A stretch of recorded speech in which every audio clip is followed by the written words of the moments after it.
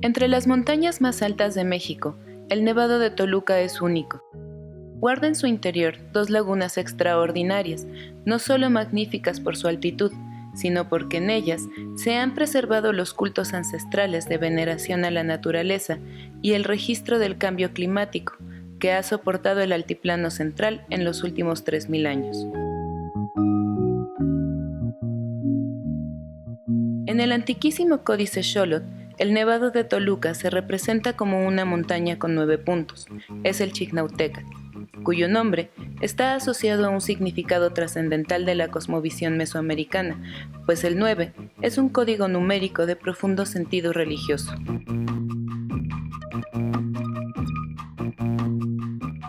Con la conquista española, el Chignautecatl no deja de ser el monte sagrado, continúa siendo el arquetipo del cosmos porque su paisaje excepcional preserva las aguas celestiales, en las lagunas del Sol y la Luna.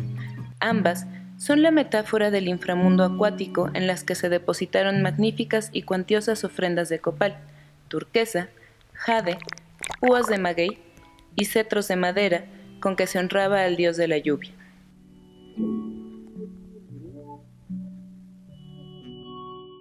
Alrededor de las lagunas, la magnífica altura de la montaña, con sus crestas nevadas, conduce al plano celeste, conformando una geografía ritual de espacios sacralizados donde se congregaban los devotos más esforzados de toda la meseta del Anáhuac. En adoratorios que por su antigüedad hoy son de interés arqueológico. Cuando los descendientes de quienes vieron en el Chignautecatl un volcán divino forjaron una nación independiente, ya se gestaba una nueva visión de la montaña en el mundo. En los albores del siglo XIX, los viajeros ilustrados describían la naturaleza desde la ciencia y el arte, orientados por un pensamiento romántico. Pintores, poetas, naturalistas y científicos vivían la montaña, la observaban, calculaban la posición geográfica de sus cimas, medían la altura, registraban la declinación magnética, describían la elasticidad del aire, registraban los grados de calor o de frío, colectaban plantas.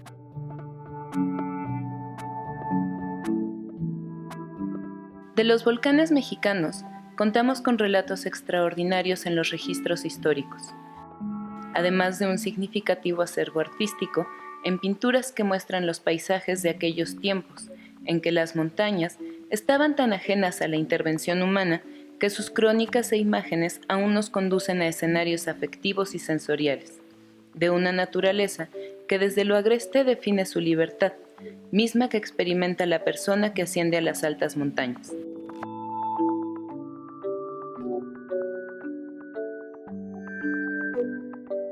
De los viajeros ilustrados, la narrativa de José María Heredia y Heredia es excepcional. Heredia asciende al Chignautecatl en el año 1836, siendo su obra, Viaje al Nevado de Toluca, una lectura necesaria, porque ilustra el contexto ambiental del volcán en esos tiempos. José María Heredia y Heredia nació en Santiago de Cuba en 1803.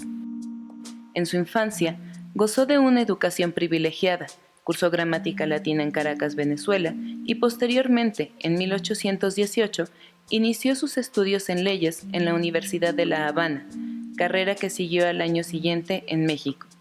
2 años después, obtuvo el grado de bachiller en leyes en su país natal, estableciéndose como abogado en Matanzas. Denunciado por conspirar contra la dominación española, tuvo que abandonar Cuba a los 20 años, refugiándose en Estados Unidos. En una semblanza por él mismo redactada a los 25 años, apreciamos los alcances de su vida. El torbellino revolucionario me ha hecho recorrer en poco tiempo una larga carrera, y con más o menos fortuna he sido abogado, soldado, viajero, profesor de lenguas, diplomático, magistrado, historiador y poeta.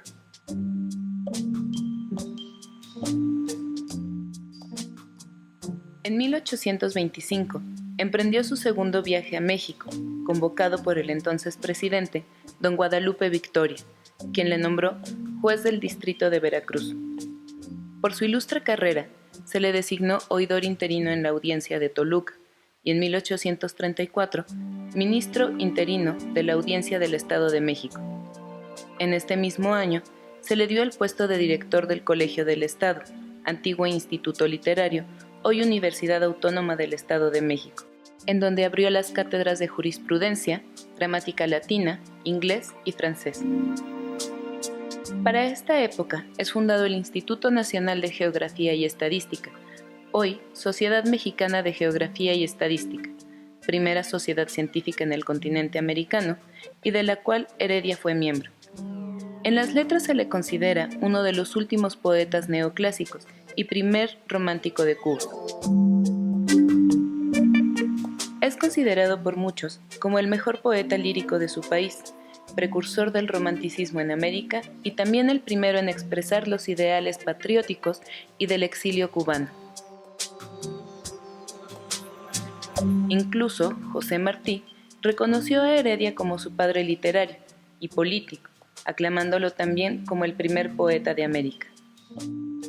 Heredia fue un hombre cuya comprensión de la existencia rebasaba lo ordinario. Así, guiado por su apego a la naturaleza y su afán por el descubrimiento, ascendió al Nevado de Toluca en momentos donde las tribulaciones políticas afligían a un país que parecía desmembrarse con movimientos separatistas.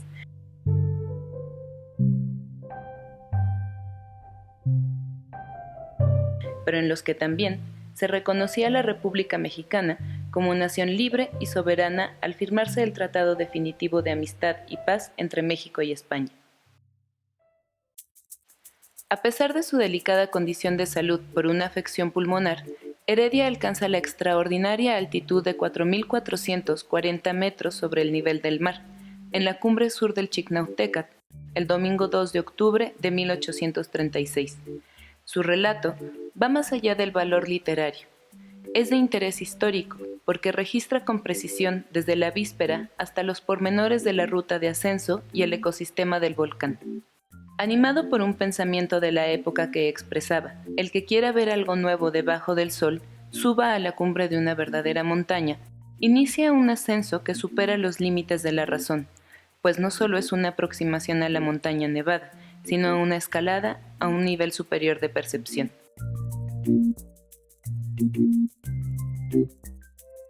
A las 4 de la tarde salimos para la hacienda del Veladero, situada a la falda oriental del volcán y distante 5 leguas de Toluca. Allí pasamos la noche. La subida es al principio suave, pero muy luego se vuelve áspera y pendiente, prolongando sus vueltas y revueltas en un bosque de pinos gigantescos, al parecer interminable.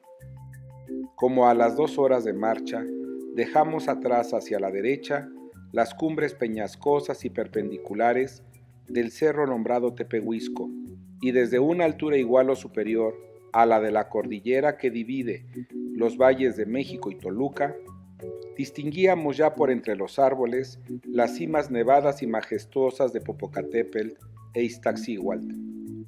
A nuestros pies, como un bello panorama, con sus numerosas poblaciones y ricas cementeras, y el hermoso lago de Atenco, dorado por un sol sin nubes. Poco después comenzó a notarse espesura en el bosque y una disminución progresiva en la altura de los pinos, hasta que apenas igualaba la de nuestras cabezas. Entonces pudimos disfrutar en toda su grandeza la vasta perspectiva que ofrecía la mitad del valle de Toluca y el aspecto sublime de los picos altísimos y desnudos que coronan el cráter del volcán, y dibujados en el azul profundo del cielo, se nos presentaba en una proximidad casi aterradora por la extraordinaria transparencia del aire. La disminución de los pinos continuó con rapidez, según subimos, hasta que los últimos apenas tenían media vara de alto, ofreciendo el singular espectáculo de un bosque en miniatura. Al fin desaparecieron, quedando reducida la vegetación a una hierba menguada y marchita, entre la cual sobresalían con frecuencia los tallos espinosos de una especie de Dipsacus gigantesco, acaso peculiar de aquella región elevada, pues en ninguna otra parte lo había yo visto. También noté allí, por primera vez, una planta pequeña y rastrera, cuyas hojas espatiformes terminan en lindas flores sin olor, ya rojas, ya amarillas, ya matizadas de ambos colores, de la familia de las castillejas. Heredia parece conducirnos por la estética de un boceto impresionista. Nos ofrece la riqueza del color y el sentido de los contrastes dramáticos en la monumentalidad de su composición, que en síntesis es también un ejercicio sobre la razón analítica de la naturaleza, que no por ello deja atrás la pasión y la imaginación que definen al romanticismo como creación y originalidad absolutas. Después de alguna dilación, encumbramos a las 10 el borde oriental del cráter, que es de más fácil acceso, por ser mucho más bajo que el resto de la circunferencia de aquel inmenso embudo, y hallarse libre de las rocas enormes que defienden los otros lados. Allí nos apeamos, previniendo a los sirvientes nos aguardasen con los caballos junto a las lagunas que ocupan el fondo del cráter, y emprendimos subir a pie hasta el pico basáltico más elevado hacia el sur, pasando a veces sobre la nieve cristalizada. Esta parte del viaje era bien fatigosa por la pendiente de las alturas y la flojedad de la arena resbaladiza que la cubre. ¿Acaso había también algún peligro? Y en ciertos momentos me sobrecogía la convicción irresistible de que el derrumbe de la arena que se precipitaba a reemplazar la desalojada por nuestros pies podía desequilibrar y despeñar sobre nosotros alguna de las rocas enormes que parecían colgar sobre nuestras cabezas. A los 10 minutos era ya grande la fatiga.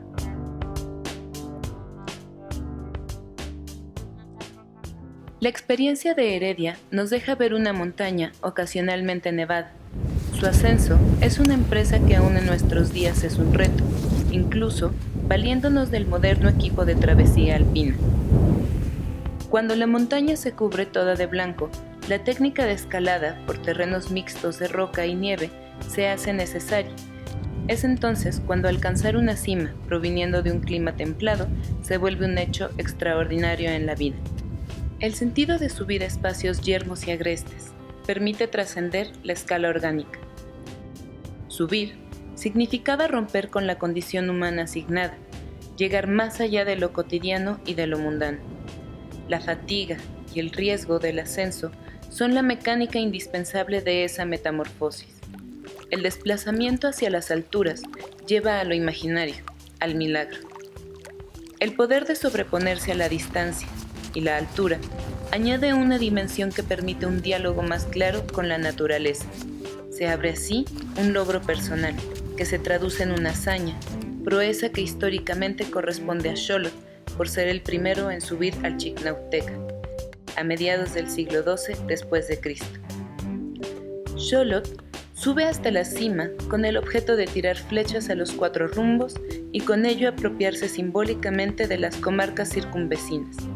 Se trata de un suceso mítico en el que el líder de los chichimecas tomó posesión de los territorios después de la caída de la capital tolteca.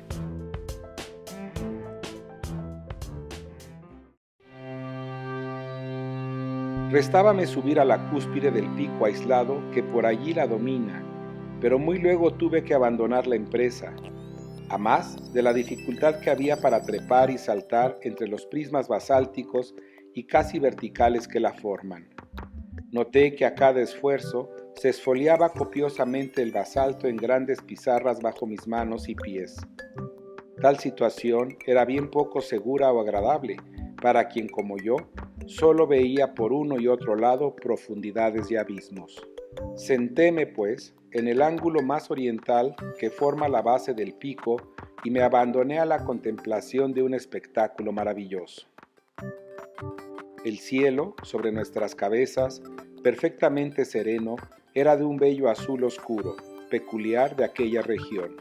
La luz del sol era tan débil como si se hallara eclipsado en 2/3 de su disco y su calor apenas era sensible.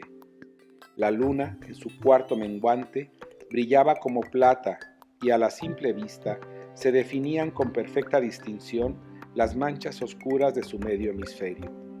No dudo que habría distinguido a Venus si este hermoso planeta se hubiese encontrado algo más distante del Sol. Mi sangre circulaba con mayor velocidad y sentía impulsos como de lanzarme a los aires.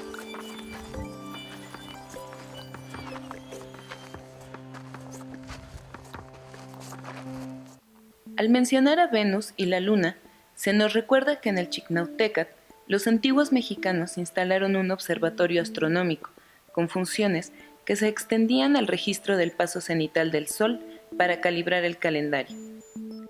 La montaña incumbe así en los cielos superiores, pues es un umbral por donde transitan los dioses.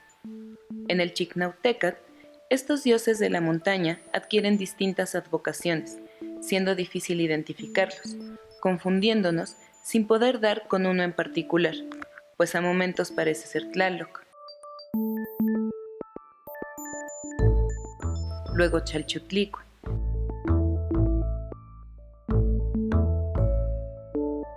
y por qué no, Tezcatlipoca como Tepeyolotl, o Quetzalcóatl en su conmemoración calendárica como Chicnahui Ejecat.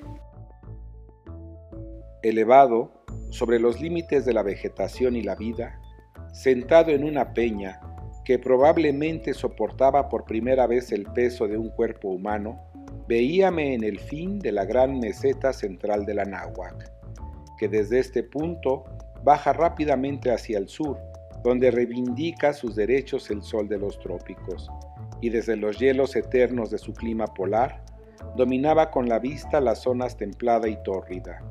Mi asiento era el borde de un volcán.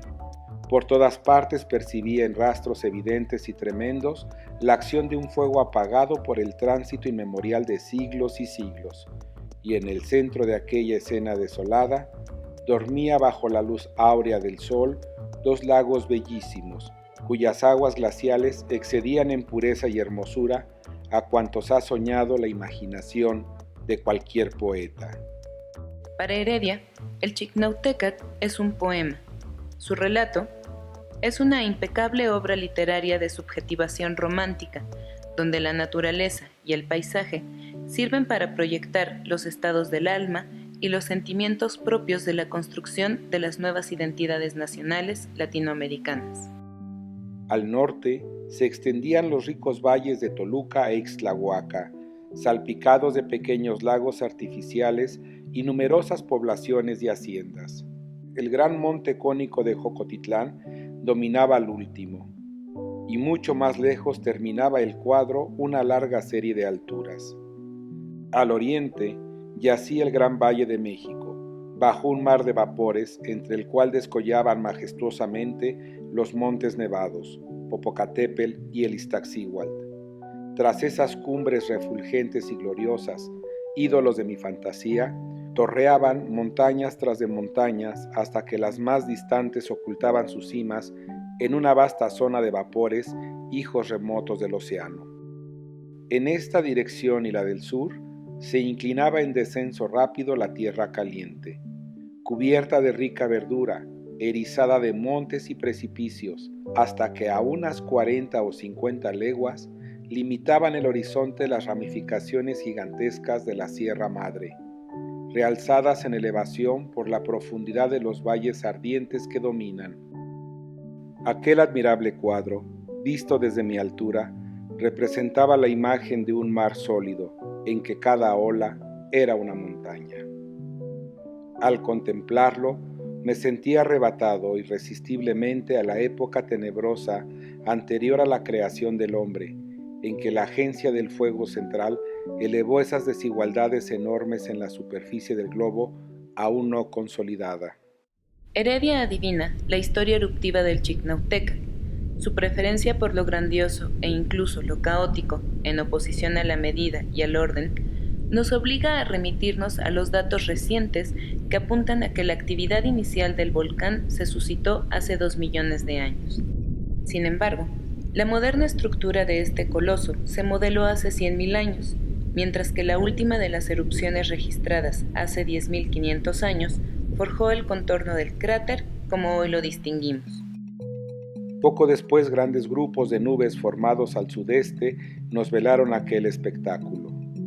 A las ideas solemnes, inspiradas por cuadros sublimes, siguieron presto reflexiones graves y melancólicas.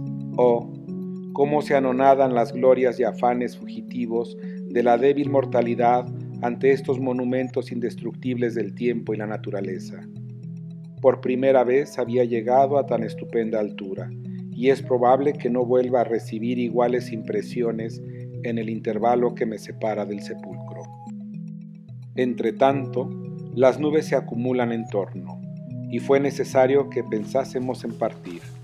Entonces, precipitamos algunos peñascos sueltos hasta el fondo del cráter, y, al verlos rodar por aquellas pendientes de nieve y arena, casi me arrepentí de haber profanado el reposo venerable en que había esto quizás 30 o 40 siglos. Antes de bajar, eché la última ojeada al fondo del cráter, cuyas lagunas, reflejando con el azul del cielo los colores blanco, rojo y negruzco de las arenas y cumbres basálticas que se elevan alrededor suyo, presentaban un espectáculo verdaderamente mágico. A la orilla del lago mayor, las aguas agitadas por un viento sudoeste formaban olas pigmeas que al romperse murmurando en la playa dejaban una ligera línea de espuma. Nos embarcamos en una canoa labrada de un tronco enorme y puesta allí por disposición del señor Franco. Atravesamos el lago en su mayor anchura, describiendo una línea oblicua de la orilla septentrional a la oriental, donde baña la áspera base de una colina de lava, que alzada en el centro del cráter, divide las dos lagunas. La que recorrimos tiene a la simple vista 500 varas de largo. En la línea que recorrí, juzgo que la profundidad no baja de 20 varas en el centro, pues a pesar de la extrema transparencia del agua, ésta se ve azul y no verde como la del mar en los bajos. A la inmediación de la colina mencionada, se distinguen en el fondo varias rocas enormes, despeñadas evidentemente de su altura. Desde el centro del lago, donde esa colina cierra el horizonte al este, se disfruta de un espectáculo único y verdaderamente sublime.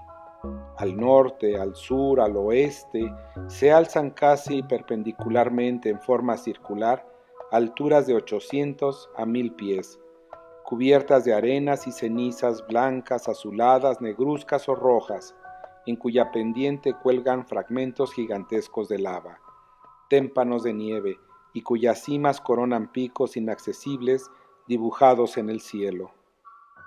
Debajo yacía un lago prodigioso, cuyas aguas transparentes y profundas me recordaban las marinas, aunque flotábamos a 15.000 pies de altura sobre el nivel del océano.